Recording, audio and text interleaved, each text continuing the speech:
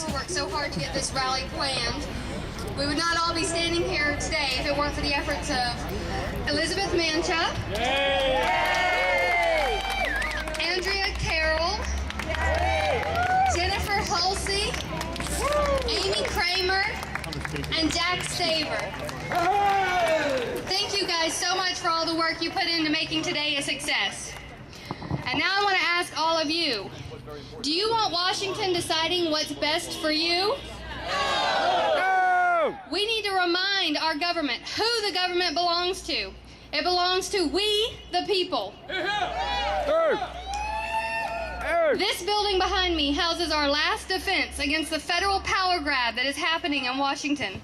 They need to know that we will support them as they move to protect our state. And do you want Washington deciding what your health care treatment plan should be? No! Do you want them deciding how hot or cold your home can be? No! There are several options open to the great state of Georgia, and we should pursue them all. State Senator Judson Hill has proposed a Georgia constitutional amendment that will protect health care freedom of choice in Georgia. Also, we all need to urge Attorney General Thurbert Baker to join with at least 13 other states to sue over the Nebraska Compromise.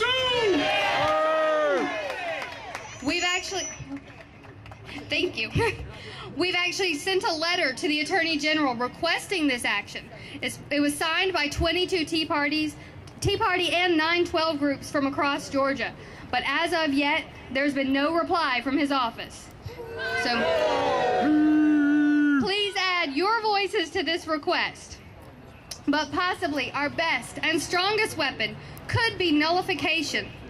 Nullification is where a state says that a federal law is null and void within that state because it is outside the federal jurisdiction. Does the Constitution give D.C. the power to decide what prescriptions your doctor is allowed to prescribe? What about whether you're young enough to receive certain treatments and surgeries? No, it doesn't. Nullification has been used to return power to the states on issues from firearm freedom laws to medical marijuana laws.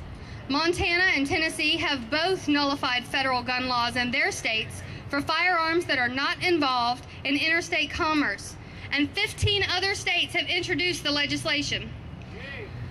Also, 15 states have nullified real ID, including Georgia, with 20 more introducing legislation.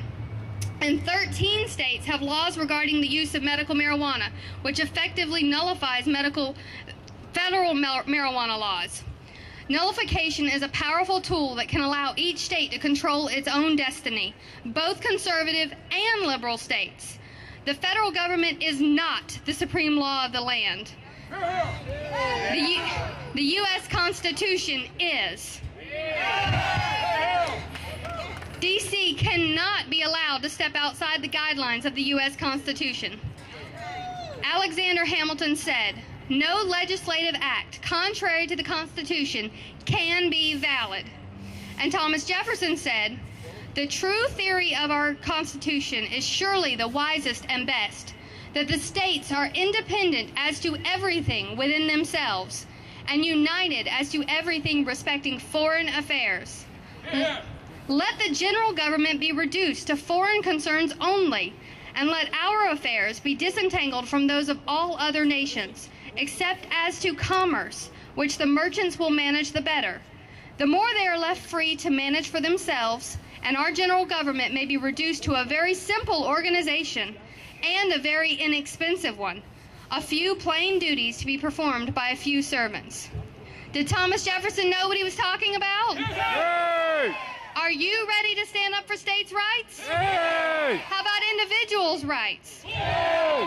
We must encourage our state government to fight for states' rights, and more importantly, the individuals' rights as guaranteed in the U.S. Constitution, as we work together to return our government back to we the people. Hey!